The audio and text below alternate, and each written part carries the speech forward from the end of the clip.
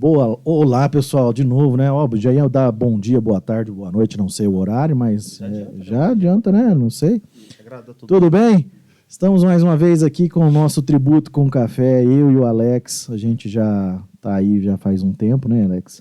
Alguns episódios aí falando. Está indo pro 10º episódio, eu acho, já, né? Gravado. E a gente tá recebendo aqui o Vanderlei para parte 2. Você lembra que a gente falou da parte 2, né? Então, faltou só colocar ali, né? Podia ter colocado parte 2, né? Não, faz igual a saga de filme, né? O retorno. Mas é que foi muito bom, né, cara? O primeiro podcast com ele. Acho que tudo que é conteúdo de qualidade a gente tem que repetir, né? Repetir, porque exaurir, não queria contar a idade, né, Vanderlei? Mas exaurir quantos anos de experiência em uma hora é... Vamos lá. Em primeiro lugar, muito obrigado pelo convite mais uma vez. É um prazer estar aqui com vocês. Quem acompanhou comentou que foi muito rico, né? Sem nada pré-estabelecido, nada combinado. A gente trouxe a experiência e a vivência que nós temos aí no mercado, e como você está falando, são mais de 40 anos de janela em empresas de vários segmentos, de vários portes aí, e que permitem a gente poder falar um pouco sobre essas experiências. E como a gente diz, né, de forma alguma querendo ser donos da verdade, a gente traz aqui algumas faces daquilo que a gente vivenciou ao longo do tempo e que algumas vezes serve de comparação para a gente trazer algo ao que está acontecendo hoje em dia, né, onde tudo é muito rápido, onde a gente tem muito acesso à informação. Nós comentávamos até antes de iniciar o podcast que uma das questões que está sendo extremamente relevante nesse momento é o cuidado, no sentido de que tem tanta informação que a gente já não sabe exatamente o que daquilo pode ser aproveitado, que é fato, ou o que é fake, como a gente brinca muitas vezes, né? Porque tudo está evoluindo muito rápido, e quando a gente fala da questão tributária, né, a gente está discutindo aí de impostos, a gente envolve nesse meio de campo a questão da Receita Federal, que também está se movimentando. Sim. Então tem muita movimentação, né, como um todo, que eu vejo e sinto na pele muitos empresários, inclusive, com dúvidas a despeito do que isso tudo vai virar, né? E aí, é óbvio, né, existe aquele viés político que a gente tem atravessado, que aí a pressão ainda fica muito maior, essa polarização traz a questão de ficar jogando pedra em tudo quanto é vidraça que tem por aí e vice-versa. E aí a questão vira mais uma questão política do que uma questão técnica tributária, e aí a opinião do indivíduo acaba se sobressaindo ao que a legislação de fato está dizendo e de qual a velocidade que ela vai conseguir implementar tudo aquilo. A gente falava no início do bate-papo, né, sobre a questão do e-social, o tempo que levou entre o momento que eles iniciaram a discussão e o quando efetivamente as empresas começaram a ser cobradas sobre o e-social. Não é da noite para o dia. Existe toda uma legislação, aí, como a gente está dizendo, 400 páginas, e a gente quer saber o seguinte, essas 400 páginas, o que de fato, nesse momento, ou no momento futuro aí, elas vão imprimir de peso por sobre as empresas, e o que os empresários vão necessitar fazer. Então, acho que é importante, e agradeço a oportunidade de participar dessa discussão, porque eu acho que ela é muito rica.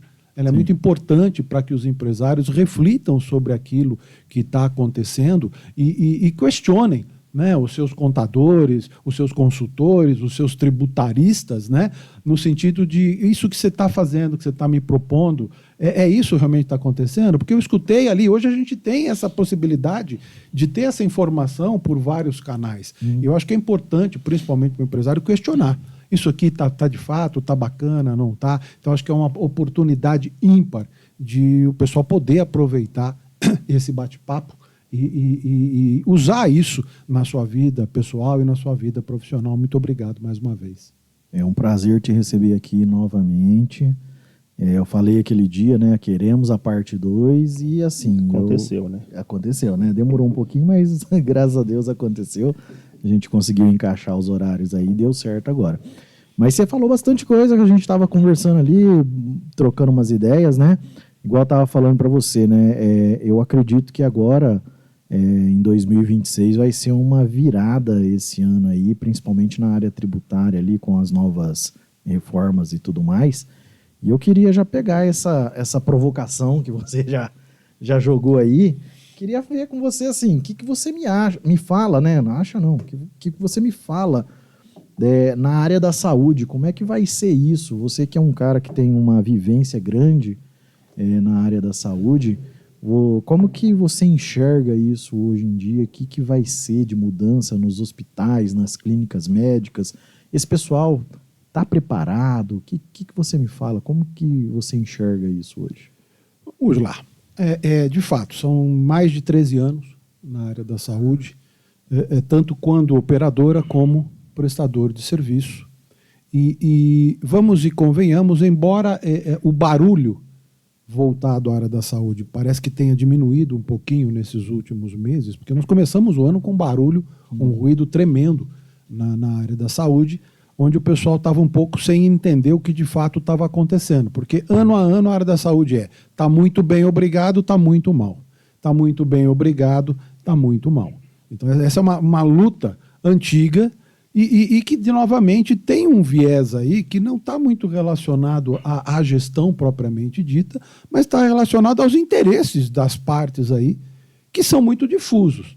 Se a gente for pensar, falando aqui de saúde suplementar, né, a saúde suplementar tem o seu interesse, que é diferente do interesse da saúde pública, do governo, vamos dizer assim, e é diferente do interesse do beneficiário, né, do usuário do plano de saúde. A operadora quer que o resultado da operação seja muito bom, obrigado, afinal de contas, aquilo é um negócio. É um business, né? O beneficiário quer pagar o mínimo possível e gostaria de ter um atendimento de qualidade. E, por outro lado, a gente tem a figura aí do governo, que lá previsto na Constituição deve entregar para a sua população a saúde. E que não acontece, né? E aí aquele viezinho perigoso, onde a gente confunde muitas vezes aqui no Brasil, e não é só na área da saúde, a iniciativa pública e a iniciativa privada. A saúde suplementar é privada. Ela não está debaixo desse arcabouço, desse entendimento da Constituição, da entrega da saúde para ele. E, diga-se de passagem, ela representa, no mínimo, hoje, 1/4 do atendimento em saúde no nosso país. Então, é algo que é representativo e que eu acredito até que, se não houvesse, hoje a saúde pública estaria em maus lençóis. Ela estaria com mais 1/4 de sobrecarga num sistema que todos os anos a gente escuta os políticos dizerem que vão olhar pela saúde e todos os anos a gente vê que isso não acontece. Isso. Então, o cenário, já estou desenhando o cenário aqui, que é para a gente entender aonde esse negócio começa. E por que eu disse que oscila? Porque num ano vai bem, obrigado, as operadoras entregam lá os seus demonstrativos, a ANS publica as notas e está tudo bem, obrigado. No ano seguinte, muitas delas tomaram prejuízo e aí começa aquela discussão do percentual do reajuste, que é o plano de fundo, né? O reajuste aí dos planos de saúde e fica aquela discussão em questão do plano de saúde pessoa física e os planos empresariais, um que é regulado por uma agência e o outro que é livre negociação. E esse contexto todo, que é bastante confuso já por si só, ele traz alguns pesos e algumas questões aí para o relacionamento entre operadoras e prestadores de serviço. E aí, a questão tributária, a que o Carlos se referia, estão preparadas? Eu acho que, tal qual acontece com outros segmentos, existe muita desinformação a respeito da questão aí da área da saúde. Hoje, a gente até se questiona, e isso é uma discussão antiga, né? No caso dos autônomos, dos médicos, né? Dos prestadores de serviços, a questão de se ele vai atuar sobre a pessoa física pagando lá os 27%, 27,5% do imposto de renda numa tabela que não é reajustada há muito tempo, e tem gente falando agora que é benefício, aquela questão dos R$5.000, tem benefício nenhum. Já está defasado. Tem um gap aí de, no mínimo, 15 anos sem reajustar essa tabela. E se eu fico nessa questão da pessoa física, ou se eu vou atuar como clínica, por exemplo, na pessoa jurídica, onde eu tenho algumas possibilidades, de novo, não de sonegar, mas de encontrar alguns caminhos para que eu tenha uma tributação menor sobre a minha operação quando clínica. Mas você viu essa nova PL que eles estavam tentando aprovar lá, mas caiu, né? O Congresso não aprovou. A nova PL que eles estavam tentando fazer a aprovação é que, tipo assim, olha, você já me paga o imposto da sua empresa aqui. Então tem X% que é o imposto que você tem que me pagar. Aí sobrou lucro, você vai fazer a distribuição do lucro. Eu quero uma parte desse lucro também. Ou seja, eu paguei imposto 2 vezes, então eu pago imposto sobre o meu faturamento, e aí depois, na hora da distribuição de lucro, o empresário que pegou aquele lucro ali, ele tem que pagar imposto por causa do lucro que ele recebeu ali. O governo, ele parece que tá brincando com a gente, né? Tipo, ele tá tirando uma com a nossa cara, tipo, falando assim, eu vou te cobrar o máximo que der e vou te esganar se você não me pagar.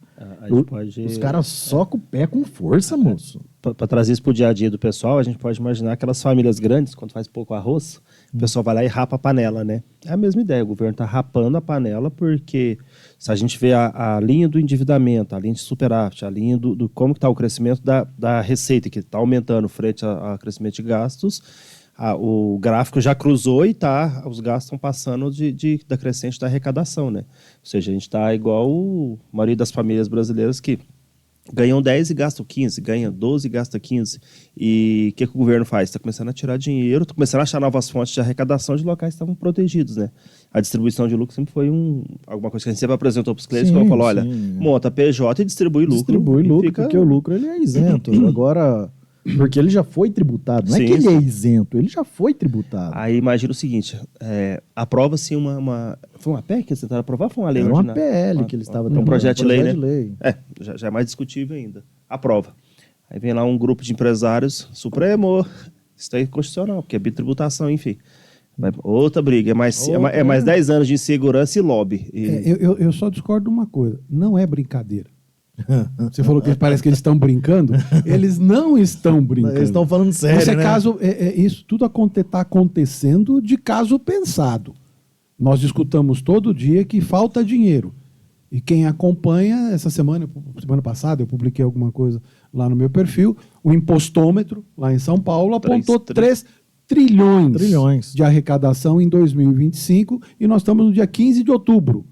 Ainda tem mais 3 meses então, ainda. Dinheiro, eu temo que não falte. Não falta. O que falta é gestão. E aí tem tudo a ver, né? Gestão financeira, tributária e pensando em quanto mais a sociedade aguenta. E a sociedade empresarial aguenta essa desfaçatez que a gente está vendo na gestão já há algum tempo, e independe de que bandeira o pessoal está levantando, que até para ninguém pegar antipatia, se é direita, se é esquerda. Não estou levantando bandeira aqui, porque essa é uma questão que, independentemente de qual linha, qual corrente está à frente da gestão do nosso país, ela já vem acontecendo.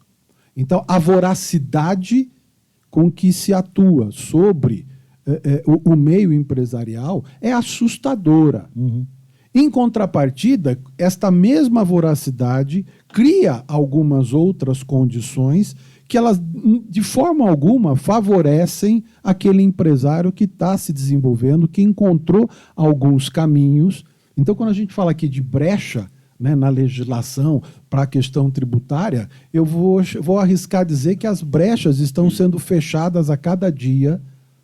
Não no sentido de fechar brecha, regularizar e encontrar um caminho para favorecer o empresário.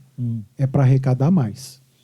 O tempo todo. Sim. Então, o que você está falando? O cara é tributado e aí ele vai ser tributado sobre aquela retirada que ele faz, né, dos dividendos, né, ali do seu negócio. Quer dizer que, então, você é empresário, pagador de impostos, gerador de empregos. Sim.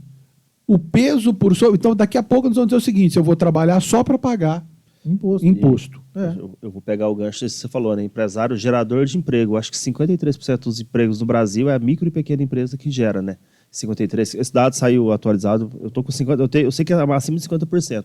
Essa informação de planejamento de gestão, normalmente o cara pequeno, o dentista pequeno, o médico pequeno, o dono de clínica pequena, ele não tem, né? Aí acho que ele vai, ChatGPT, Instagram, enfim, e começa a ter essa saladinha de saídas, que nem sempre são aprovadas legalmente falando, e o grande não, né? O grande chega, vai em São Paulo, pega um tributarista bom, fala, meu amigo, faz uma revisão do meu grupo, acabou, né?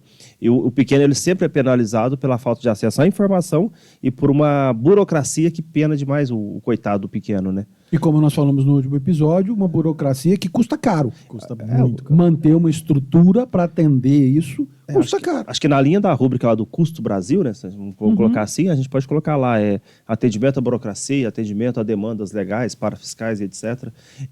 Nós tivemos um caso essa semana de uma clínica, porte grande, dentro do Hospital do Português em Recife. Em 4 anos, foi quase R$1 milhão de imposto pago a mais. E o dono falando, Alex, aqui a gente o Hospital do Português em Recife, pelo que eu conheço, é como se fosse o Einstein do Nordeste, vamos dizer assim. Então, é muito bem referenciado em termos de custo. Ele falou, a gente é grande, a gente aguenta. Uma consulta que custa no normal 300, eu faço por 750, as pessoas pagam rindo. Agora ele falou, eu tenho a mesma estrutura de negócio com médicos menores aqui. Será que eles estão nessa mesa? É claro que no nível de perca de dinheiro maior. Tem como forma de recuperar? Tem, né? Mas só para consultoria vai o quê? 25%, 30%, ou seja... Sim. É um retorno, porém custoso, porque a gente vai trabalhar de graça para levantar o crédito, né? E uma pergunta capciosa. Na sua opinião, Wanderley, na sua opinião, respeitando todas as opiniões, mas na sua opinião, assim... empresas médicas, vamos supor aí, clínicas médicas, o cara trabalha sozinho, ele tem uma secretária ali. É importante um cara desse ter um consultor financeiro, um consultor tributarista para orientar? Ou ele trabalhando ali do jeito, do dia a dia dele, que ele é acostumado, ele consegue ir de boa, tranquilo? Cada vez mais a gente está vendo alguns profissionais no mercado se direcionando para esse caminho. Para trabalhar com profissionais médicos, né? Ou a área médica como um todo. Eu acredito que é importante, sim, e tem muito a ver com o que a gente está discutindo, porque vamos e convenhamos, pensando na área da saúde, as operadoras, que são 60%, 70% do faturamento de clínicas, hospitais e prestadores, são reguladas pela Agência Nacional de Saúde. E os seus balanços são auditados, são verificados e as informações estão prestadas. Ou seja, o que na pequena empresa, às vezes, o cara deixa de emitir uma nota fiscalzinha ou outra aí no comércio ou coisa parecida, né? Não acontece no Brasil, só lá em outros lugares. Não. O prestador da área da saúde, principalmente esse que presta a assistência aí para as operadoras, ele é obrigado a emitir nota de tudo aquilo que ele transaciona dentro da empresa dele. E aquela outra parcela, né, os 25%, 30% aí, que não é da operadora, de repente que ele faça aí particulares ou coisa do gênero, todo mundo vai querer saber hoje em dia do recibo para poder usar isso lá para dedução dessas despesas, né? Então, eu diria que a área da saúde é uma daquelas que hoje não tem como fugir muito da escrituração das suas transações e, por conseguinte, da questão tributária. Sim. E aí, se você olhar, e a gente já falou um pouquinho lá no começo, sobre como está essa dinâmica aí da área da saúde, e na saúde pública não é diferente, as contas não são pagas de imediato, existem a tais das glosas por sobre as operações desses mecanismos todos. Cada vez mais esse negócio está se tornando mais complexo. E aí eu acho muito claro, e senti isso na pele, eu trabalhei em cooperativa médica, e o médico estudou medicina, meu amigo. Sim. Ele se especializou naquilo. Sim. Dificilmente você vai ver, existem alguns casos aí, mas são exceções e não regras, né, no sentido de que esse médico é um bom gestor. A grande maioria está focado, e eu acho que está certinho, em fazer né, uso daquilo que ele aprendeu, que é a medicina. E aí ele vai precisar de uma orientação financeira, de uma orientação tributária.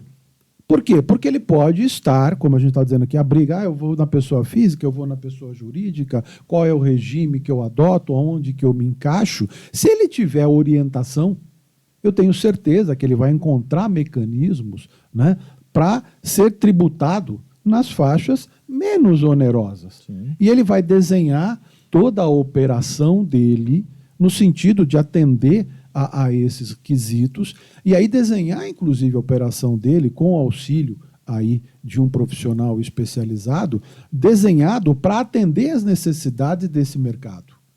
Né? E isso é importante por quê? Porque dá foco a ele para fazer o que ele precisa fazer, que é atender o paciente na questão clínica, na questão médica, a contento. E a secretária, pegando o teu gancho lá, o papel dela, meu caro, é atender bem a esse cliente. Sim. É receber esse cliente, é controlar bem a agenda, é ter consideração, ter respeito, ter empatia por o paciente. O papel dela ela não é um papel administrativo. Uhum. Embora você vá no consultório, você vê algumas secretárias se descabelando porque ela tem que fazer tudo, né? Ela tem que atender, ela tem que receber, ela tem que emitir o recibo, emitir a nota e coisa parecida, e tá tudo certo. De repente tem estruturas, né, que não dá para aumentar aquilo. Tá tudo bacaninha, mas a orientação de como fazer aquilo da melhor forma é que eu vejo muitas vezes que falta. E diferentemente do que eu tenho visto, infelizmente, aí é uma crítica a essa questão, a gente vê muitos profissionais indo para esse caminho porque surge uma oportunidade, mas, diferentemente do que a gente percorreu, não tem uma experiência prévia na área da saúde. Uhum. E aí você vai dar uma ideia genérica, que ok, mas não atende algumas questões específicas da área da saúde, que tem que atender pré-requisitos aí. A gente vê hoje no mercado, e as notícias são muito negativas e colocam por sobre todo mundo um peso muito grande, porque diz que, por exemplo, a questão da glosa, né? O que é uma glosa, gente? Eu presto um atendimento para um cliente, mas eu não documento aquilo adequadamente, ou eu faço uso de algo que contratualmente não está pactuado ou não faz parte daquele atendimento. E eu não vou pagar por alguma coisa que está fora aí do escopo do desenho daquele atendimento. E essa é a briga onde muitas vezes lá a operadora glosa aquela operação, ela não paga, ela pede esclarecimentos, ela pede que aquela documentação seja verificada. E tem muita gente que diz que as operadoras usam a glosa como uma forma de postergar o pagamento. Eu até acho que existe isso, lógico, a gente não vai mentir. Mas, em contrapartida, também existe aquele pessoal que entrega o material, né, com a qualidade muito ruim, passível realmente de questionamentos, e isso envolve a questão tributária, porque ele faturou, aquilo é glosado, não vai ser pago em alguns casos, e como é que eu fico com relação a ajustar aquilo fiscalmente? Existem mecanismos, né, já que aquilo não se concretizou, de eu fazer o ajuste. E muitos desconhecem do como vai fazer aquilo, paga a tributação sobre o negócio cheio, não leva em consideração os ajustes. Então, falta um pouco de orientação, né, aí às clínicas, aos hospitais, no sentido de encontrar alguns caminhos aí, lá na questão da gestão, na administração, no processo, que vai contribuir mais ou menos, né, para me dar condição de operar a questão tributária. Então, sim, falta muito a visão nesse sentido. Acho que a gente abre a janela para a primeira dica do 0800. Sim, né? Vou até contar uma historinha. Conta. Depois eu dou a dica. É uma historinha bacana que eu vi esses dias, né? A moça saiu do supermercado, entrou dentro do carro dela, saiu dirigindo o carro dela, e na hora que ela saiu na rua assim, para dirigir, veio um caminhão atrás. O caminhão parou atrás dela e começou a seguir ela. E ela dirigindo cada vez mais rápido, vendo aquele caminhão vindo atrás, perseguindo ela. E o caminhoneiro ali perseguindo ela, e ela correndo, até ela chegar no posto de combustível. Ela chegou no posto de combustível, ela entrou com o carro e já desceu do carro correndo. O caminhoneiro catou ela, puxou ela para o lado, falou: moça, tem alguém dentro do seu carro com uma faca, estava atrás de você. Ou seja, o cara não estava seguindo ela para poder perseguir ela, ele viu pelo lado de fora do caminhão que tinha alguém dentro do carro dela que tinha uma faca do lado de trás. Isso é uma história fictícia, mas o que eu quero dizer é o seguinte, que às vezes uma pessoa de fora pode estar enxergando coisas que você dentro não vai estar vendo. Você está vivendo, está vivenciando o negócio ali, mas você ali dentro não está vendo o que está acontecendo. Aí chega alguém de fora, consegue enxergar uma possível falha ou problema gigantesco que você vai ter dentro da sua empresa se você continuar daquele jeito. Aí essa pessoa chega e fala, acorda, não é isso. Então esse é o trabalho muito de um consultor financeiro, ele tem tudo para isso, para fazer. Um consultor tributarista, ele pode fazer isso, né? Às vezes você é empresário e fala, mas eu vou ter que contratar um consultor financeiro, contratar um consultor tributarista. O contador pode te ajudar muito nessa questão. Sou uma empresa pequena, só tenho eu que sou o dentista, mais a minha secretária que faz atendimento. Se você olhar em grandes proporções, tais como um Sírio-Libanês, um Albert Einstein da vida, mas eles têm uma estrutura gigante. Mas se você minimizar aquela estrutura para você, aonde você, o dentista ou o médico, seria o diretor do corpo clínico, a funcionária que está ali fazendo atendimento seria a parte administrativa, e você ter uma pessoa que vem te dar um suporte na área financeira ou na área contábil e tributária, você está com o corpo clínico de um Sírio-Libanês montado, só que numa proporção bem menor. Né?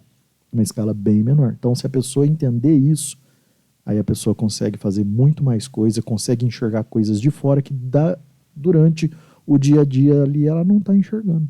E como a gente estava dizendo, e nem deveria, afinal de contas, ele estudou medicina. Ele não estudou gestão. Não, eu ouvi um médico falar isso. Eu ouvi um médico falar, eu estudei para salvar vidas. Eu não estudei para fazer administração, nem financeiro, nem nada. Eu salvo vidas, eu sou o cara que salva vidas. Eu vejo 2 insights aí. Eu fui dar uma palestra no CROP, que é em Ribeirão, foi há 2 meses. Eu comecei a palestra falando, bom dia, empresários. Só tinha dentista.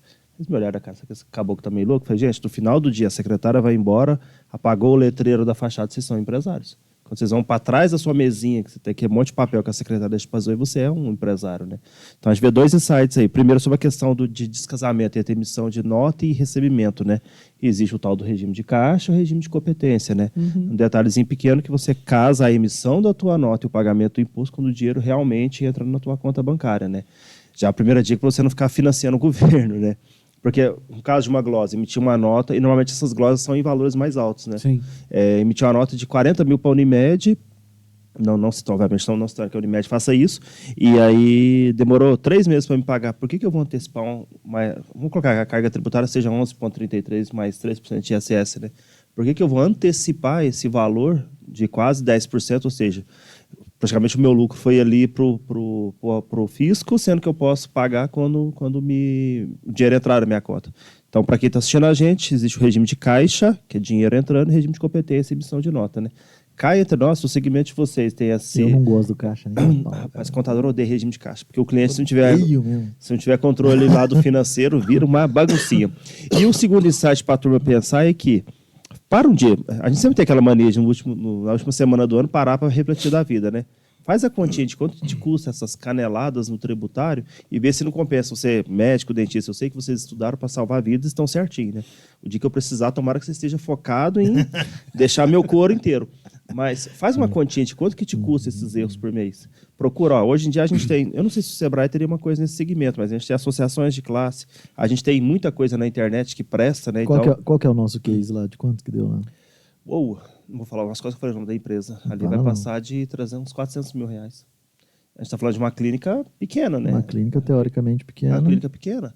Eu tenho o case... a gente conseguiu derrubar hoje no TRF, hoje não, semana passada no TRF, foram 3 anos de briga, uma clínica de fisioterapia que trabalha com criança especial, então faz ecoterapia, etc. A gente conseguiu reverter no segundo grau, então quase tentaram gravar para o STJ, mas a jurisprudência vindo do STJ, seria outra canelada da Procuradoria, vai passar fácil aí. Primeiro, uma redução de 70% mensal de imposto. A clínica, ela faz o quê? De cada 100 atendimentos particulares, acho que ela faz 10% assim como gratuito, né? Uma forma de...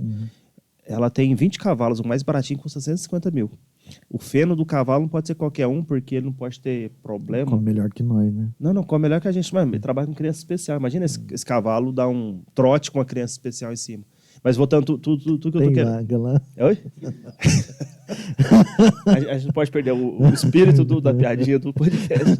Não tem jeito. Mas, e se a gente for pensar... Então, o segundo insight é procura informação, né? Você tem associação... Garanto que todo médico, todo dentista paga uma associação de classe, né? Então, procura a associação de classe. Meu amigo, o que vocês têm aí?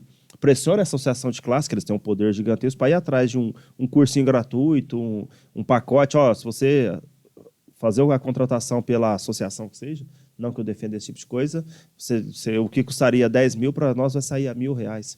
Compensa você investir R$10.000 em 10 dias de curso e depois, em vez de você controlar aquilo, cria procedimentos, né?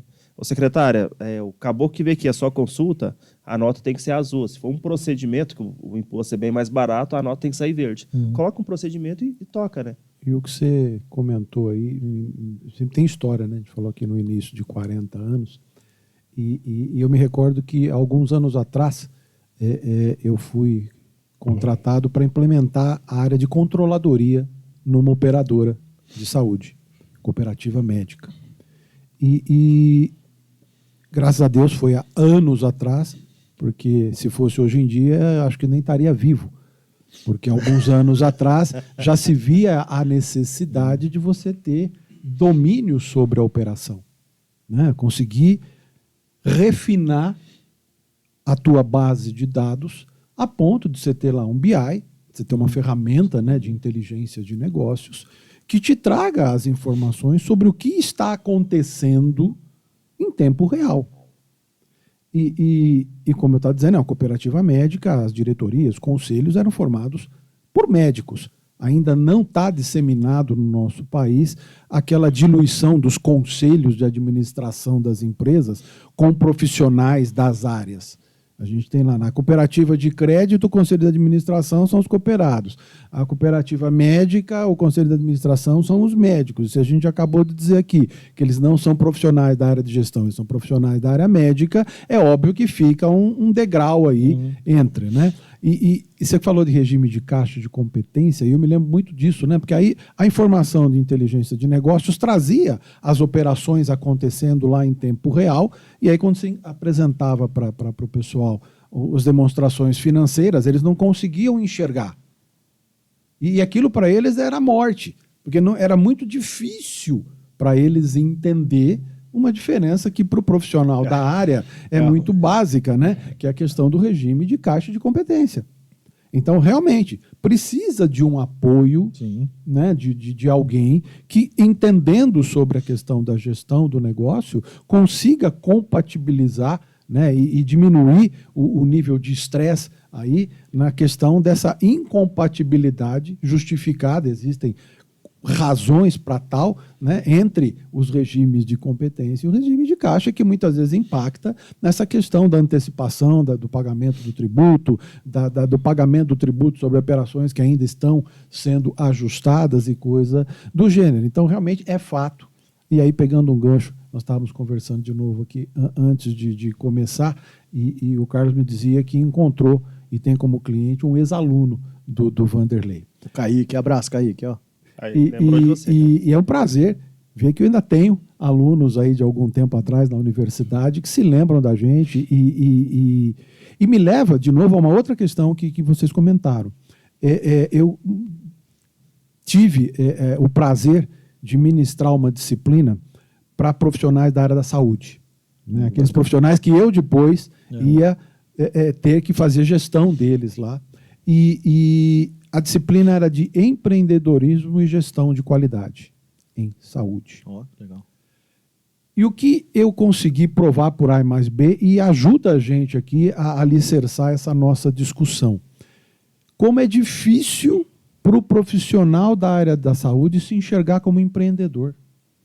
Sim. Por isso... É interessantíssimo isso. Então, vou pegar um exemplo aqui, tá? O profissional da área de enfermagem. Existia o técnico que teve que galgar aí o curso superior para poder ser o enfermeiro. Sim. E esse profissional, hoje, no mercado, ele não precisa necessariamente atuar num hospital, atuar numa clínica.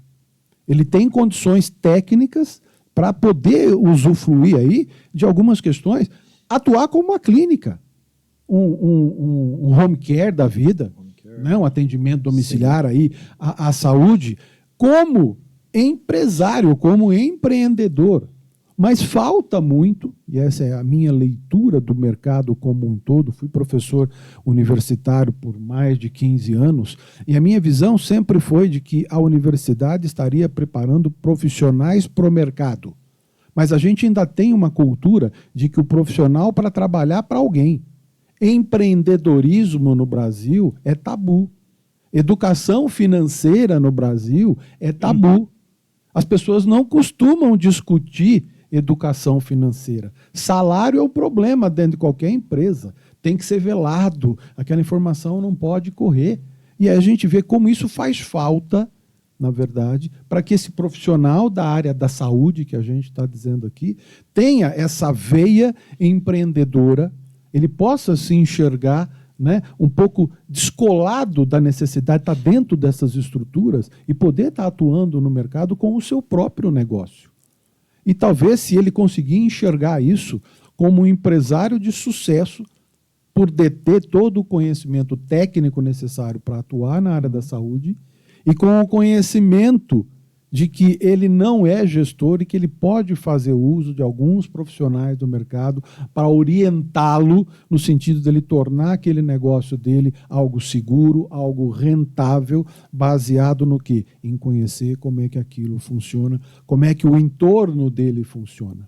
Eu vejo que muitos abrem suas clínicas, abrem lá os seus consultórios e ficam com muita insegurança, com muita dificuldade, às vezes até para atuar como profissional de uma operadora de saúde. Não, porque eles exigem isso, eles exigem aquilo, eles exigem o outro. Está tudo certo. Todo mundo tem o seu calvário a percorrer, né? Se eu tenho que preencher um prontuário online, né, como é o caso do profissional médico, né, qual é o problema, amigo? Eu vou buscar informação para que eu atue médico, né? Também atendendo a essas questões. Então fica um chamamento aqui, já que a gente está focando nessa questão aí da área da saúde, para que esses profissionais consigam se enxergar como empreendedores, como empresários. Administrem as suas clínicas, os seus hospitais, os seus consultórios como negócios realmente, né? Que eles atuem na questão clínica, na questão médica, mas não deixem de ter o olhar para esse viés do empresário, do gestor, porque isso é importante. E talvez isso faça a diferença na questão da rentabilidade e da manutenção do seu próprio negócio. Porque eu vejo muito, você comentou do dentista, do médico, reclamando da dificuldade que eles estão enfrentando no mercado hoje. Está muito difícil, a concorrência aumentou, blá, blá. Ok, amiga, então a gente sabe que isso acontece com todo mundo, e a partir daí, para que eu sobreviva no mercado de forte concorrência, eu tenho que ser muito bom naquilo que eu faço, mas eu tenho que ser muito bom em gestão. Sim. E se a gente for para pensar, essas brechas de mercados criam as grandes redes, né? Era comum, vamos colocar o quê? Uma década atrás, você ter aquela clínica de odontologia ou de uma área X da medicina como ponto de referência da cidade. Hoje em dia, você anda em cada esquina, tem uma odonto alguma coisa, média alguma coisa. Você vai olhar por trás daquele nome bonitinho, aquela fachada bonita, tem uma franquia, tem um fundo de investimento, porque a pessoa vê, opa, pera lá, uma área que dá dinheiro, porque a saúde é uma área que, se você for bom, você ganha dinheiro. Por mais que todos os percalços que a gente está falando. Por que não investir nisso aí de uma forma a escalar, né? A tal da escalonar todo o negócio, né? Eu tenho alguns clientes que são da área médica e também da odontologia, que quando dá um problema, eles até falam. Eu conheço uma médica que literalmente chorou na minha frente. Ela falou, Alex, eu não sou desonesta. Eu trabalho desde meus tais anos, meu pai era dentista daqueles protéticos antigos, tudo que eu tenho, está tudo declarado, por que eu estou devendo imposto, por que eu não paguei, por que eu estou recebendo essa cartinha da Receita? Aí você vai ver, aí você olha o histórico, né? Você se preparou para isso? Não, como é que eu vou pensar em pagar menos imposto? Eu tenho 4 concorrentes aqui na esquina aqui, por que isso, por que aquilo outro? Ela falou, não, eu tenho que ir para fora do país para fazer outro treinamento para eu ser melhor na área da odontologia. Só que você está criando não vou dizer nem usar o termo câncer, né? Você está criando uma mini bomba dentro da tua empresa, né? E o pavio é curto. A gente sabe que, ainda mais na sede de arrecadação que eu fui escutar, o que era para dar problema em 2 anos, está dando problema em 1 ano, né? A malha fiscal, que normalmente vinha com 4 anos antes de prescrever, hoje vem com 2, 3. Então, a turma tem que parar para pensar e volta a boa e velha dicotomia. No final do dia ou no começo do dia, você é um empresário. Então, ou você traz isso para dentro, se você tiver condições, traz um profissional para te ajudar. Eu sempre gosto de falar para o pessoal que essas áreas pontuais é bom terceirizar, porque se você vai ter um cara sempre instigado a te trazer o melhor, porque ele ganha em cima de redução, às vezes você coloca ali um profissional para cuidar, o cara... Tô tranquilo, tô CLT, tô ganhando bem, então, assim, vou fazer o arroz com feijão. Traga sempre gente de mercado oxigenado, que a gente comentou lá no começo, é uma área que muda, dormiu, acordou, a área tributária, contábil, financeira e regulação está diferente, né? Então, traz sempre gente de mercado. Essa galera está sempre oxigenada com o que tem de mais atualizado e faz sempre contratos em cima de êxito, né? Meu amigo, ó, minha situação atual é eu gasto 100 por mês. Se você reduzir isso aqui para 50, você tem um percentual em cima. Esse cara vai igual o T-Rex quando está com fome em cima daquele problema, né? Voltando na brincadeira dos meus ex-alunos, como eu tive a oportunidade de atuar em empresas de diversos portes, e alguns deles me perguntavam em sala de aula, né? André, qual a diferença da grande empresa para a pequena empresa? Acho que eu até comentei isso aí em algum momento, num passado aí, e eu continuo afirmando o que eu sempre disse. A grande empresa tem condição, pegando o teu exemplo lá do Sírio-Libanês e coisa do gênero, ela contrata alguém para cuidar dos centavos. E aí os alunos olharam para mim, mas tá doido, Vanderlei? Contratar um cara, pagar caro, porque tem muitas pessoas ainda acham que a consultoria, seja ela tributária, seja ela consultoria de financeira, consultoria de gestão, estratégia... Pois a palavra consultoria ficou mais caro. É caro. Gourmetizou. Né? Gourmetizou a coisa. Não, é caro. Amigo, a história é mais ou menos a seguinte. Seja na grande ou seja na pequena empresa, hoje, no mercado, na disposição que ele está de forte concorrência, como a gente estava dizendo, o centavo faz diferença. Porque o teu concorrente pensa em centavo. A questão é que não é 1 centavo. São milhares. Quantos centavos num pequeno negócio, quantos milhares de centavos num grande negócio são desperdiçados em pequenas coisas? Besteiras, né? Muitas vezes por falta de orientação, muitas vezes por falta de controle, muitas vezes por falta de iniciativas que vislumbrem ali articular um pouco melhor a sua movimentação. Nós temos um conhecido próximo que trabalha como é um profissional médico, nutrólogo, e eles prestam atendimentos, não só questão clínica, né, o atendimento de consultório, mas também fazem a aplicação de medicamentos. Hoje em dia tem muita coisa nova aí no mercado que auxilia o profissional. E aí você vai falar, mas o que isso tem a ver com o controle? Meu amigo, você vai adquirir insumos, você vai adquirir medicamentos para fazer uso na tua clínica. Nem que você vai fazer lá um curativo, você vai fazer a aplicação de uma medicação qualquer. Já existe aí algumas possibilidades de, dependendo da forma em que você fizer essa compra e aplicação desse insumo para o profissional, de encontrar alguns vieses daí na questão tributária. Nossa, Vanderlei, você falou isso aí, veio um caso à memória agora. Eu tenho tá na moda agora dentistas fazer procedimentos estéticos, né? Eu vou me arriscar a dizer a medida. Para cada toxina botulínica vem um sachê, oh meu Deus, sachê. Um sachê. Fala devagar, fala de novo. Sachê. Isso, fiz até biquinho agora. Com 5 ml. Para cada paciente, ele usa 1 ml, só que o ml custa R$1.000. Ele não tem o controle do ml. Às vezes, se um profissional for lá, encher uma seringuinha com 3, aplicar 1 no paciente, guardar outro dentro da bolsa para fazer um procedimento externo, ele está tendo prejuízo. Resumo da ópera, ele parou para olhar isso. Câmera, escondido, que é um crime, né? Um profissional literalmente roubando ele. Ele gastava por mês, é uma clínica grande, uns R$40 mil com insumos, com insumos de procedimentos. A gente fez uma continha lá de meio de padaria, quase 20% ia pro ralo, sendo roubado, porque a moça ia lá, tirava uma seringuinha com 2 ml. Roubado, fala desviado. Era desviado. Fica muito...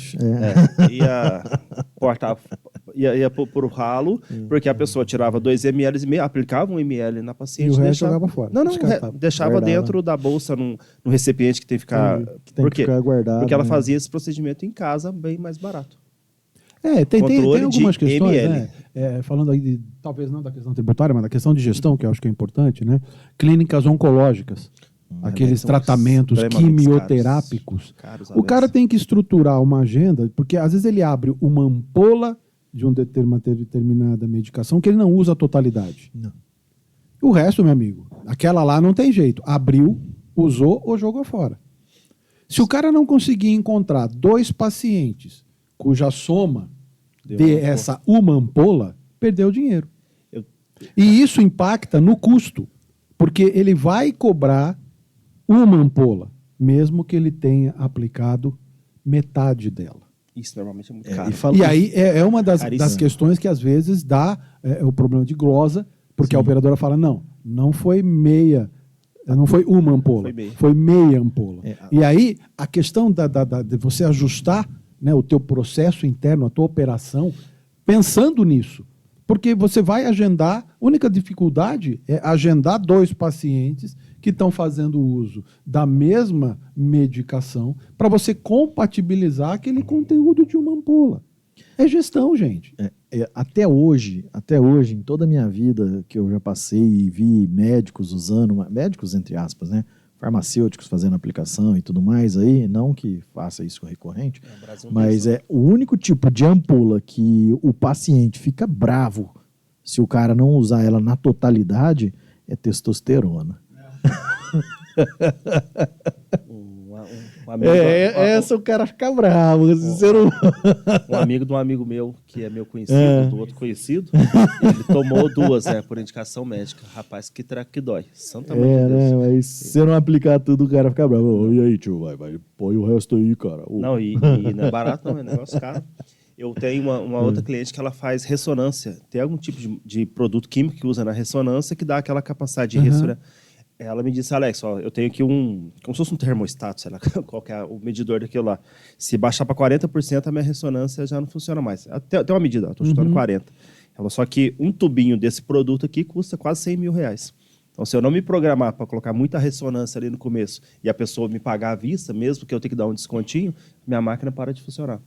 Se parar de funcionar, acho que para recalibrar ela, é mais uma pancada, porque é um técnico específico do específico. Imagina um cara que mexe com um tubinho que custa 100 mil reais, mas quando que ele não cobra para dar manutenção? Então, além da gente estar falando da questão tributária aqui, a questão da gestão aí na área da saúde, não é diferente em outros mercados, mas nós estamos focando nessa questão da saúde, é extremamente importante. Essa questão do uso, né, dos insumos, né, a correta lançamento disso tudo numa conta lá hospitalar ou da clínica, ou os tratamentos, né, as codificações adequadas, muitas vezes falta orientação. Né? E essa questão da glosa ou do não pagamento, às vezes que o pessoal critica muito a operadora, ela está relacionada muitas vezes ao desconhecimento de como aquela operação funciona. E se a gente está dizendo aqui que existe aí algumas dificuldades na questão do lançamento aí, ou do uso de algumas medicações, imagina na questão financeira, né? Na questão tributária, o quanto é alto o degrau, né, entre aquilo que ele faz na operação e o que ele poderia estar melhorando essa mesma operação se ele fizesse uso de algumas ferramentas, né, de algumas questões aí. E de novo, como é extremamente regulado, né, a questão das vacinas, por exemplo, né, amigo, se você não fizer uso daquilo, tirou da geladeira, já acabou. Foi, já é prejuízo. Não tem muito o que discutir. Então a gente vê muitas clínicas aí, e existe hoje, né, um mercado bastante grande nessa questão das clínicas de vacinação, né, que a gente vê que o empresário está meio preocupado porque ele está perdendo. Ele está perdendo porque está faltando, né, um aproveitamento da questão da gestão desses insumos aí. Vamos falar um pouquinho agora da questão controle de estoque, né? Não, básico. Básico dos básicos, que é um trauma, muitas vezes, para esse profissional, e que muitas vezes, né, quando a gente fala de gestão financeira, e eu acabei de dizer aqui que não é comum à nossa cultura a questão do empreendedorismo, e não é comum à nossa cultura a educação financeira. Sim.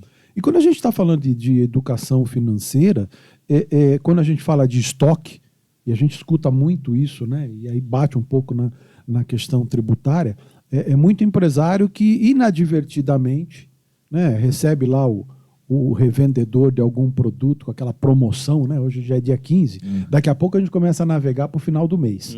Aí o cara tem que bater a meta. O representante tem que bater meta. E aí ele vem com aquela mágica de te oferecer alguns produtos aí com preço bacana, desde que você compre um volume e coisa e tal. Tanto na questão tributária como na questão da gestão financeira dessa empresa, meu amigo, às vezes imobilizar capital de giro em produto de prateleira, em estoque, é um péssimo negócio. Sim.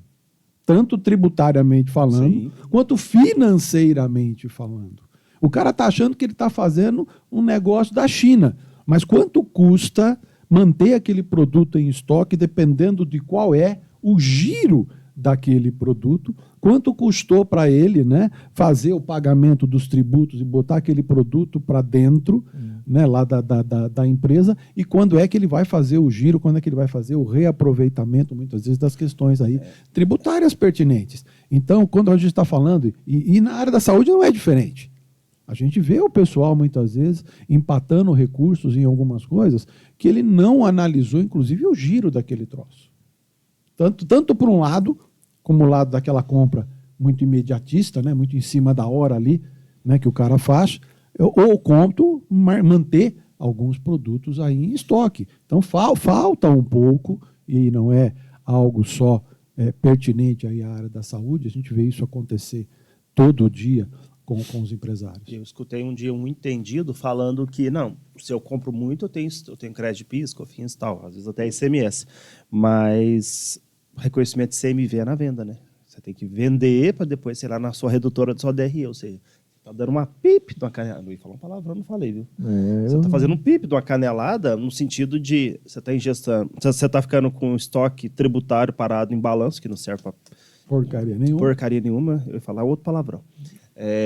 Você fica com o seu CMV travado, porque só reconhece CMV quando tem a venda, viu, gente? Pelo amor de Nossa Senhora, pare de fazer esse negócio no momento da compra, que eu já vi demais. Sabe o que é famoso quando você quer pagar? Eu tenho tanto estoque. Vamos dar uma reduzida aqui na... Faz o controle da curva ABC, né? E o arroz com feijão. Se a gente trouxer isso para o dia a dia do empresário, já falando agora mais prático mesmo do tributário, o que a gente pode elencar, Carlos? Para o cara pequenininho, que está faturando ali os seus 50 mil, que um cara que está começando é excelente, um cara que tem um faturamento maior. Acho que a primeira coisa é uma empresa do Simples. A empresa do Simples Nacional, fazer o controle dos estoques dele, saber quais são os produtos que têm mais saída, os produtos que têm os benefícios melhores. Grosso modo falando, ter uma boa consultoria, né? E se a gente for para pensar, algum entendido está escutando, a gente fala assim, opa, pera lá, mas a empresa do Simples não tem crédito, é só uma alíquota cheia. Mas, meu amigo, você está se preparando para crescer, né? Sim. Você tem que se portar. Eu adoro aquela imagem do gatinho que você olha em frente ao espelho e vê um leão com a juba gigantesca. Você tem que se olhar no futuro sendo um lucro real, um lucro presumido, pensando em ser maior. Então, se você está no Simples, tributariamente falando, acho que a primeira dica é a questão do ISS fixo, né? A turma está falando, agora vai vir a reforma, vai mudar. Meu amigo, o ISS vai se encerrar em 2033, né? Quando vai acabar a tabelinha entre o novo imposto e o antigo. Né? Então, até 2033 tem chão ainda para você pagar imposto errado. Vê a questão do ISS fixo, começa a fazer as continhas de todo final de ano, vê a questão do lucro presumido. O regime de caixa de competência no Simples é fácil, ao contador me batendo. Melhor coisa que tem, né, Carlos?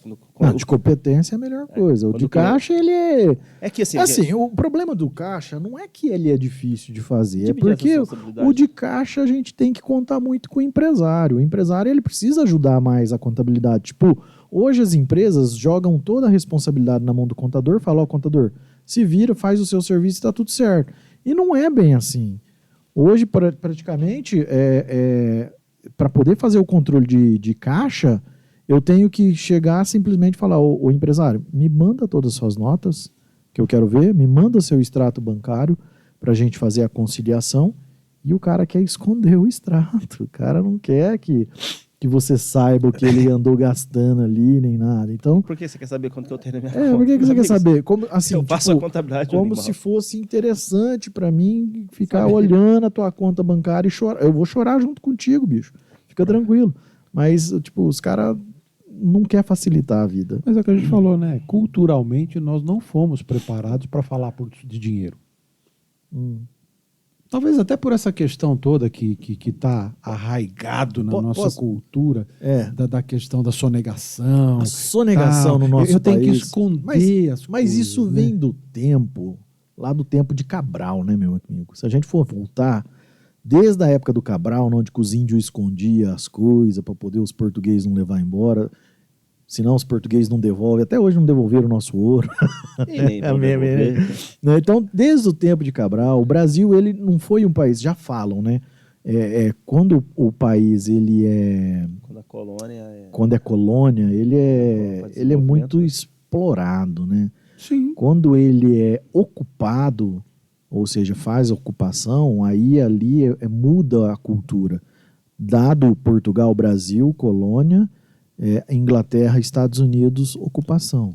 Então, são diferentes culturas, pensamentos diferentes. Então, o Brasil é acultuado, desde a época de Portugal, vamos falar assim, a ser explorado. E aí as pessoas tentam de tudo quanto é jeito, né? Vamos trazer isso para 30 anos para cá. A gente é da época, nós somos da época do imposto de renda em formulário. Não, você é, não. Sim, mais jovem. você é mais depois novinho, imposto de renda em disquete, que você levava na secretaria. Eu só vou balançando a cabeça aqui. Tá? Aí depois veio a época do imposto de renda com programa, que foi o primeiro. Programa, agora no aplicativo. Agora você entra lá no seu Gov, aperta lá. Sua declaração está pronta. Você só confere se o seu dinheirinho está ok e enviar para o fisco. Agora... Essa cultura de empresário de 30, 20, 10 anos para cá e agora, você tem que entender que em 2002, eu acho que começou o processo SPED, Sistema Público de Escrituração Digital. Opa, o negócio começou a mudar. Agora tem um robozinho olhando minhas operações. Aí reduziu bastante a sonegação, veio a questão do aumento do litígio tributário, que o nosso passivo tributário do país são, eu não sei se já chegou na casa do trilhão, mas é bi para dar com pau. E agora a gente está passando por outra revolução. Reforma tributária, split payments. Esse empresário tem que entender, o que eu já cansei de entrar em empresa e falo, não, mas meu pai fazia assim, meu tio fazia assim, eu vou fazer assim. Meu amigo, seu pai é da época que imposto de renda era no papel. Não funciona. Hoje em dia esses não pegam você porque eles não querem. Nós comentávamos, a confusão que o pessoal está fazendo é muita informação. Sim. E a turma já começa a misturar as bolas. Eu diria que no frigir dos ovos, né, no finalzinho lá, quando a coisa funilar, a gente vai entender exatamente o que está acontecendo por aí. Eu acho que é importante falar isso para o empresário. Porque às vezes eles misturam, né? A Receita Federal está trabalhando lá, vai chegar na Direx. A questão tributária está caminhando aqui e vai ajustar a tributação, a base de cálculo, vai antecipar recebimento, parari, parará. Amigo, eu tenho boas e más notícias para você.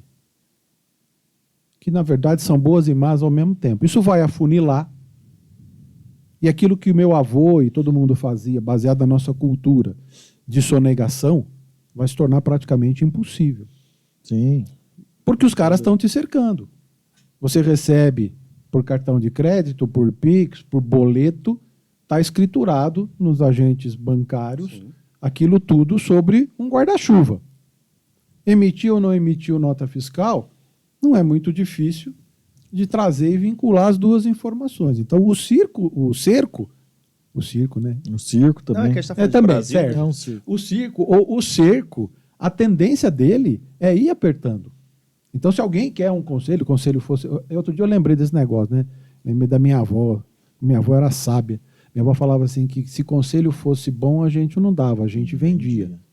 Visionária. Hoje eu vendo conselho. Bons conselhos. Gourmetizou o conselho para se chamar consultoria. Bons conselhos. Mas vamos lá. Se conselho fosse bom e esse vai de graça, começa a arrumar a casa, porque daqui a pouco não vai ter Prepara, jeito. né? Ah, meu avô, meu pai, amigo, eles não tinham. A declaração era no papel. A conta bancária era no cheque. Cheque, gente. Meu Deus. Entendeu? Hoje está tudo escriturado. Está tudo escriturado bonitinho. É só uma questão de você unir as pontas. E aí volta no início da conversa. Com a voracidade que o fisco tem no nosso país de aumentar a arrecadação para poder aumentar a farra dos gastos, não é difícil que eles comecem a pressionar para que esses prazos sejam cada vez mais encurtados. Então vai acontecer amanhã? Não, ninguém vai virar a chave e vai acontecer amanhã. Mas você, empresário, também não vai conseguir se organizar da noite para o dia. Então, inicie um processo de conversa com o consultor financeiro, tributário, para que você comece a trazer o seu negócio à luz da realidade. E que, no final das contas, vai ser bom, inclusive para você, empresário. Porque vai matar esse teu problema do caixa ou competência. Sim, sim. Meu amigo, se eu escriturar 100% da minha movimentação, está na mão. O contador não vai mais trabalhar lá como um contador. Ele vai ser o teu financeiro, o teu caixa, o teu cara lá do lado. Ele vai te ajudar a tomar as decisões estratégicas do teu negócio baseado em fatos. Hoje, você tem um controle que você precisa fazer lá para ofertar alguma coisa para o fisco, não acontece aqui no Brasil, só lá longe, e você tem que ter um outro controle para a realidade da tua operação. Perfeito. Não, mas eu não tenho nada disso. O meu negócio é meu avô fazer, meu pai vai, é feeling. Amigo, desculpa. Hoje em dia, do mercado ágil, do mercado volátil, do jeito que está, feeling já morreu faz tempo. Agora é gestão baseada em dados, em fatos, em movimentação, em mercado. Isso me chama a atenção para duas questões, pegando o gancho que vocês estavam falando. Uma vez um aluno me falou assim, mas me prova que esse negócio é cultural. Porque a gente olha, parece que essa encrenca nasceu agora no Brasil. Não. E aí eu brinquei com ele, você já viajou por algumas cidades de Minas? Você já foi a Paraty? Como é que é o calçamento lá? Tudo de pedras. Eu ouvi falar que são pedras portuguesas. Ele tem razão, são pedras portuguesas. A grande maioria delas era o lastro das caravelas. A caravela, para não emborcar, o fundo dela, eles colocavam pedras. Só que ela vinha para o Brasil com pedras. E voltava para Portugal com ouro. Troca boa, hein? Então, meu amigo, isso é muito antigo. Como você disse, nós somos colônia. Sim. E somos explorados. E continuamos sendo explorados lá atrás pelos portugueses, quando nós ficamos independentes, pelos políticos, sejam eles militares ou não, entendeu? Que nos conduzem. A gente continua nesse país fazendo política e não fazendo gestão. Então não tem muito o que discutir. Segundo insight, esse foi só informativo, tá, gente? Cultura inútil, mas ajuda a gente a pensar. E o outro está na questão, inclusive, que a gente já falou, que aí eu escuto muito de empresário, que uma das linhas que eu atuo é na questão da educação financeira, né, finanças pessoais, um pouco, e a outra questão é na gestão e estratégia. Eu escuto de vez em quando de alguns empresários, que uma das coisas que a gente tenta cuidar dentro da empresa é a questão do custo, a questão da precificação, né, de produtos. A gente falava um pouco dessa questão da precificação e concordo plenamente com o que o Carlos colocou. Né? Hoje em dia, do jeito que o mercado está, e eu faço até sempre uma provocação num dos meus cursos, é essa. Quem define o teu preço é o mercado? Eu não estou afirmando, eu estou questionando. E eu vou dizer que é muito provável que sim. A não ser que você trabalhe com um nicho de mercado muito específico, o que vai definir o preço do teu produto ou do teu serviço é o mercado. E aí, meu amigo, quando você fala dessa forma, o cara fala, então eu não preciso me preocupar com custos, eu não preciso me preocupar com a gestão, a operação do meu negócio. E eu digo que é exatamente o contrário. Nunca foi tão importante você se preocupar com isso. Porque, na verdade, você conhecer os teus custos, e aí eu incluo a questão tributária, como algo importantíssimo ali. Acho que tem os top 2, top 3. Né? Tá lá. Tá. Conhecer os teus custos para saber, inclusive, se você está dentro ou se está fora daquele mercado. Porque se o mercado determina que o negócio custa R$1.000, você não vai vender muito acima disso. Na verdade, a conta tem que ser feita de trás para frente. Se eu vender pelos mesmos 1.000 que a minha concorrência está vendendo, eu fecho a conta Porque se não estiver fechando, amigo, eu vou ter que fazer alguma coisa. Vai ter que fazer, vai entregar diferente. Muito provavelmente eu vou ter que mexer na minha estrutura, eu vou ter que encontrar formas de reduzir meu custo, eu vou encontrar formas de ser mais eficaz, né, operacionalmente, eu vou ter que encontrar uma forma de pagar menos imposto para poder ficar viável para aquele ou aumentar a entrega, né, que você faz para poder justificar agregar o valor que você né, ao teu produto, ao teu serviço, para justificar que teu preço seja diferente do teu concorrente. Mas em alguns mercados, meu amigo, o pessoal fala muito, né? Hoje em dia, a empresa, inclusive a área da saúde foi para essa linha também, né? Eu quero estar na internet. Eu vou para a internet. Quantas clínicas por aí estão vendendo coisas aí na internet? Vamos lá. Bacana, todo mundo quer ir para a internet. Agora vamos pensar bem. Quando eu vou para a internet, quando eu vou para um mercado online, quando eu vou para o marketplace da vida, eu estou colocando meu produto numa prateleira. Virou commodity, como a gente fala no mercado financeiro, né? Aquilo que todo mundo tem. E quando todo mundo tem, o que acontece? Eu nivelo a coisa, muitas vezes não pela qualidade, mas pelo preço, principalmente. A referência é preço. E aí, meu amigo, alguns empresários navegam nessa, porque está na moda, mas como não tem uma estruturação do custo, não sabe sequer como trabalhar a questão tributária, entra nessa. Eu vou pegar um exemplo, camiseta. Quando você vai para o marketplacezão da vida, quando você vai para negociar isso no mercado online, a própria plataforma já te diz qual é o preço de entrada. Exato.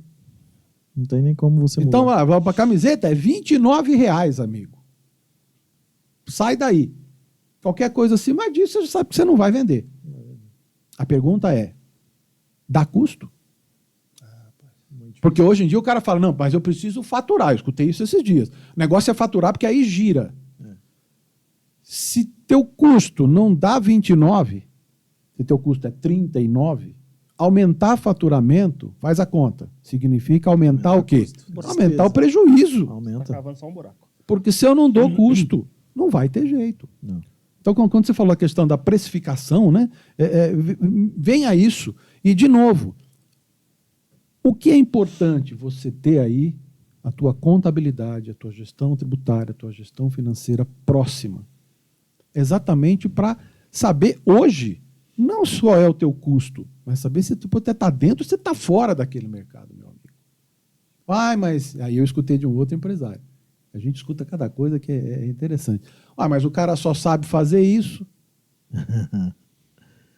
O que ele vai fazer? Rapaz, acho que tem que ter uma caminhar, parte 3. Vamos caminhando para o final. O papo rende, né, cara? O papo rende. 1h10 de podcast. Quando o papo é bom, quando o cara é bom no que faz, o tempo passa. Mas, Vanderlei, como é que faz para te contratar, meu querido? Olha, o Vanderlei enveredou por esse caminho da consultoria algumas vezes.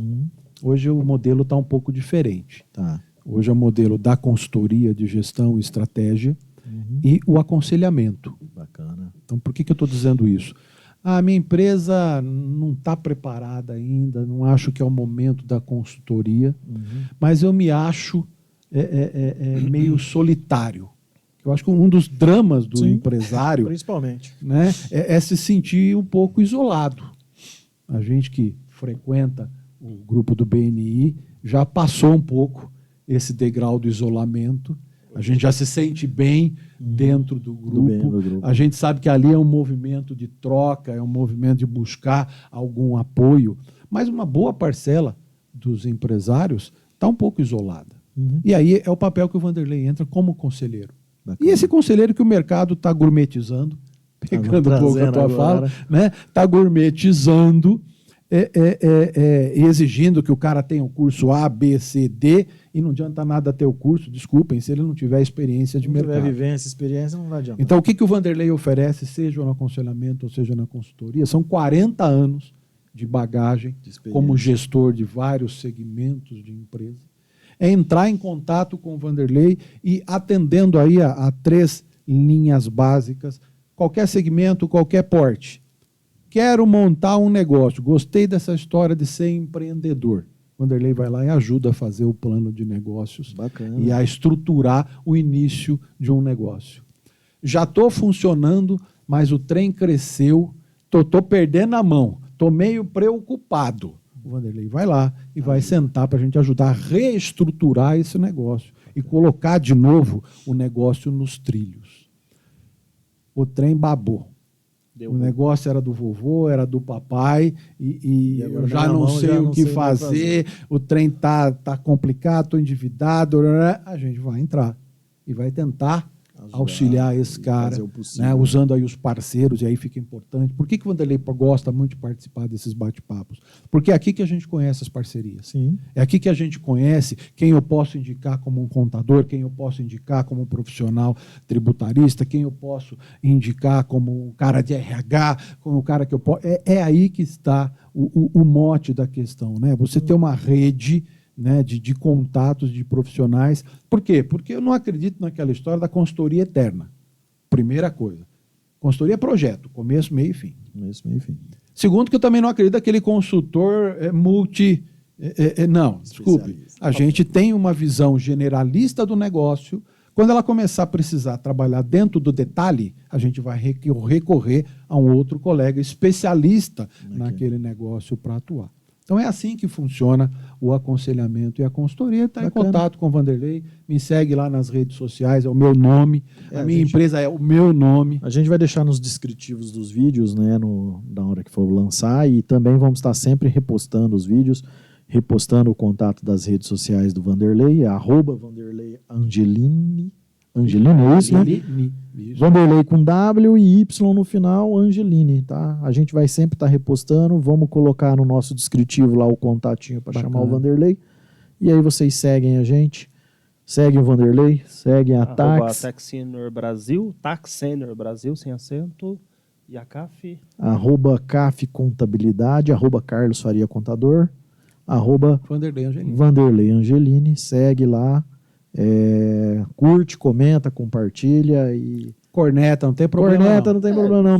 Manda mensagem, quer algum título diferente, quer alguma discussão, diferente. Alguma abordagem, quer menos piada, quer mais piada, né? De repente. Menos piada, nós teremos um problema. Aí a gente vai ser difícil. A quinta série não puxa aqui, não dá, né? A quinta série é latente. Mas teve uma vez que um professor meu falou que aluno sempre é aluno, né? Uma vez que ele senta na cadeira do aluno ali para poder ver o professor, não interessa a idade, ele sempre vai ser aluno e sempre vai estar na quinta série, né? E eu costumo dizer que professor é aluno o tempo todo. Porque se alguém acha que a gente, na figura de professor, está só ensinando, eles não fazem ideia do quanto a gente está aprendendo. Eu acho que a gente... Na vida, acho que é assim, né? Acho que a gente pode encerrar. A gente está gravando hoje numa quarta-feira, que é Dia dos Professores. Dia dos Professores hoje. Parabéns, Vanderlei. Professores. O professor Vanderlei está aqui. Parabéns a todos os nossos colegas professores. E vamos terminar com uma reflexão. No Japão, todos se curvam para o imperador, exceto o professor. É verdade, hein? O professor não se curva ao imperador. Depois dessa aí já pode baixar as cortinas, cara. Frase bonita. Isso dá outro podcast. Fechou. Gente, valeu, obrigado.